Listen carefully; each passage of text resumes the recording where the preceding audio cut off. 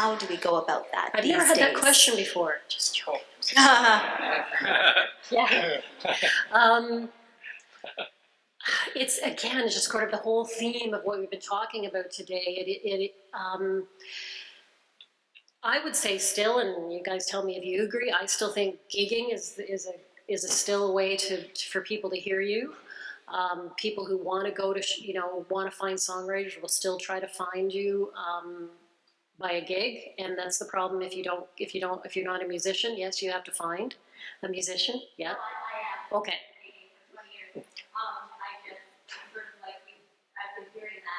Right. Right.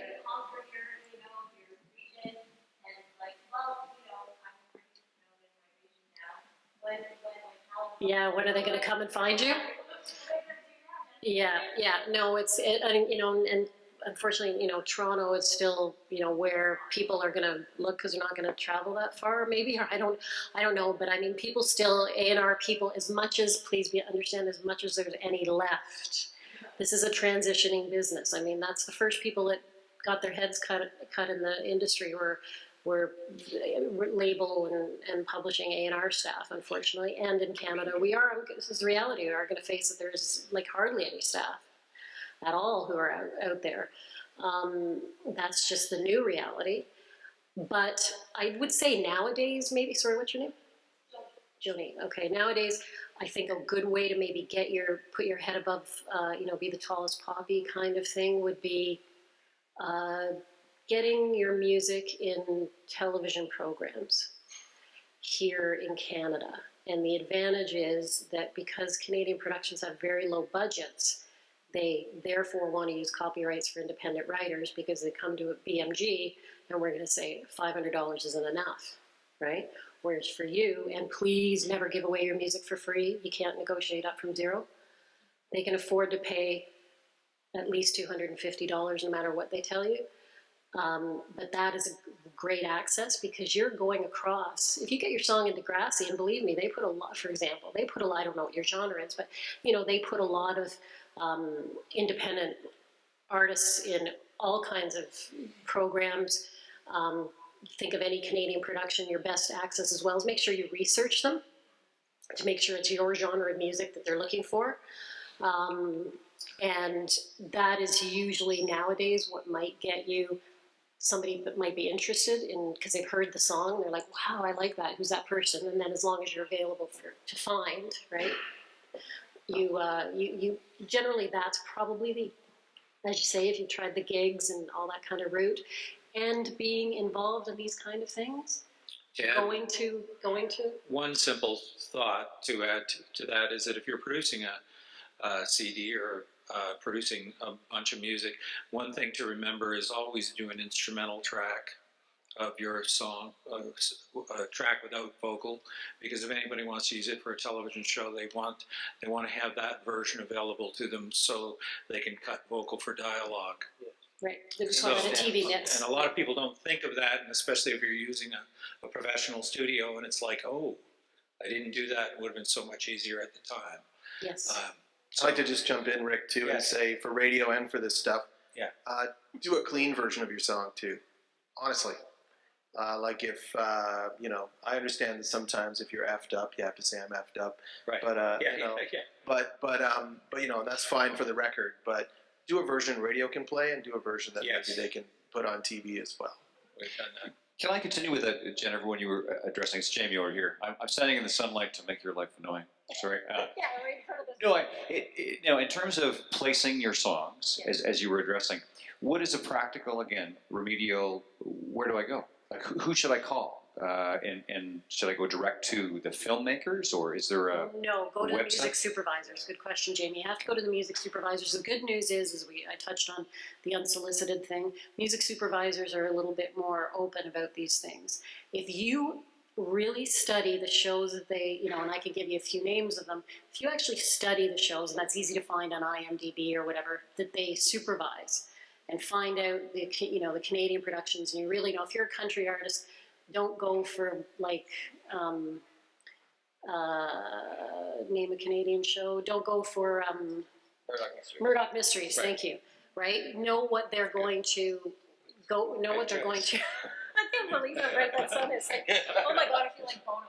You could also look at the fact that the sun is shining only on you, Jennifer. You Yes, realize that, exactly. but the whole panel, it's you. I'm old. I've never been an artist. I have no talent. I administer, so now I feel like I'm in a spotlight.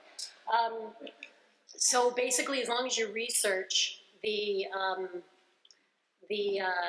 music supervisor and make sure that you know what shows they're working on, if you make their lives easier, can everybody hear me? If you make their lives easier by making sure that you give them the proper genre of music, they will take your,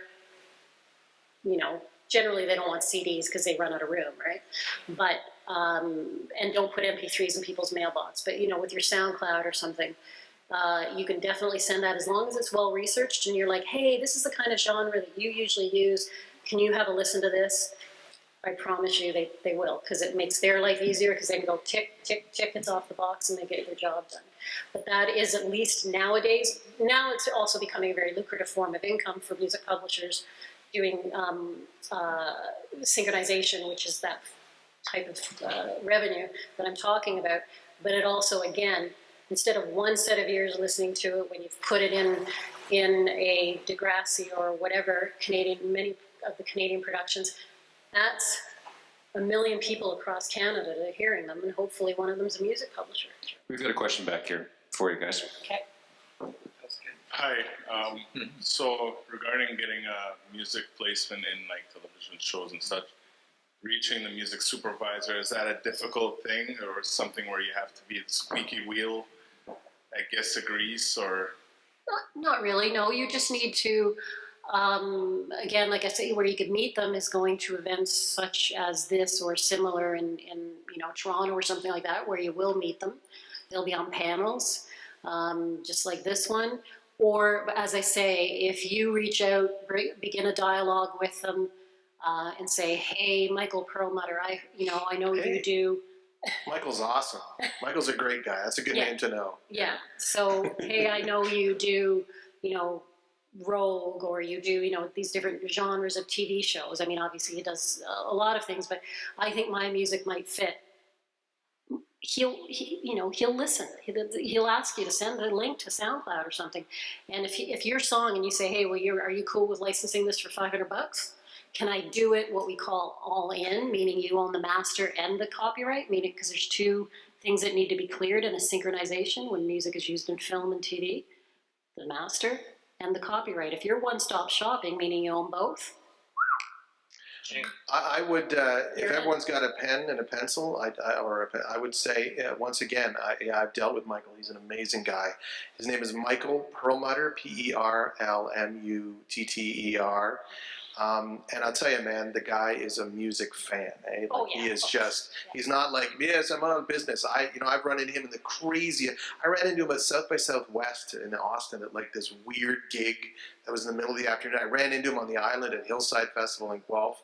He was there with his daughter. He's just, he's a great guy. And I mean, I would echo what Rick and Jennifer said as well, and that is, know your audience. Right? Like, don't send your music to shows or radio stations that you don't think they could use them, right? Because that makes you look like you haven't done your homework. Like you send it and it's like, oh, well, we don't really use New Country on Murdoch Mysteries, why would you have bothered me with this? Know who your audience is, know who's getting it, And I'll say it probably helps to maybe learn a name too, if you're emailing somebody. Can I add something to that too? When you're sending people information, don't send them too much. Yeah. That's another thing too, is that if you have a specific song or two songs, send those. And also, when you don't send somebody a link. Don't make it their problem to find your music. Send it to them, or SoundCloud, Jamie. You want a direct whatever. link. Yeah, pardon me. Yes, what I'm saying is that you want to make the person that you are asking a favor of, or to give you a break, make sure that you make their job as easy as possible. Yeah, send them a link. Access your music. Send them a link to the song, not to like your SoundCloud page. If there's a specific song, send a link to that. Now, if I want to get into the nitty gritty, that works for radio as well. Like for me, Like being in a band, I mean, the money we spent on a publicist and even EMI to mail records to radio stations and stuff. Like even when we had our first meeting with, actually it was Michael at EMI, we had our first meeting and I was like, oh guys, yeah. Oh, cool. Anyway, so and we sat down and he goes, oh, really good summer, guys. You did like 6,300 units. And we're like, woo, yeah. Here's what it costs us to send your CDs out to people. And it barely broke even, like for real. So I always tell people, instead of sending, for me personally, instead of sending me a CD, send me a link to something I can listen to, and then I will ask for an MP3 usually. Because, I know I joked about CDs, but I'm at my desk. I'm at my desk all day. So it's much easier for me to go, oh, and I know, Rick, I'm sorry, MP3s sound terrible. I know they do. I had people that refuse. Scott Merritt, right? Scott Merritt, right? We won't send MP3s. He just won't do it. He doesn't care about not getting played on the radio. Although he ended up sending me something. But yeah, but know who you're sending it to, and make sure. And Jamie makes a great point. Don't inundate people with stuff because as we talk, everywhere is short-staffed these days, and we only have so much time to get through stuff, right? And at least we can hear it, And if we want to hear more, we'll get back to you. Just SoundCloud.com. I know I shouldn't be saying this just because of what they do. SoundCloud.com. If you don't have an account, top right, create an account. You have 120 free hours. It gives you the ability to upload your music for the public, but is the biggest tool that you have. Put it in your tool shed. Your tool belt. It allows you to create private playlists, and that's exactly what they were talking about. Do not send them a link at the top of the toolbar. There's a share button. It says soundcloud.com/your username/ a bunch of weird letters. That's the one you want, and that's how you can customize what the people hear. And that is the best tool of people directly clicking that. It'll start to play. People send me music all the time. If it's an MP3, I'll remove the attachment, ask them to send it again. Because people have limited, sounds dumb, but it's the way it is. People have limited inbox space, right? Yeah. So you don't want to fill up their inbox. They're just going to get frustrated. So you want to click it so that I'm walking in the park, I have my headphones, I get an email from Gary, for example. Here's my new EP. It's a private SoundCloud link. I can listen to it right away. It's really important to note, too. I mean, I get emails from pretty major bands who do that. I mean, you send me, before the record's out, they will send it, please don't share, but it's SoundCloud. You know what I mean? It's not even it's not even like an exclusive to the label. It's like, no, this is just, we put it on SoundCloud. Yeah, and then if they want to download it, you don't have to re-upload it. Just say, hold on a sec, log into your account, make it downloadable.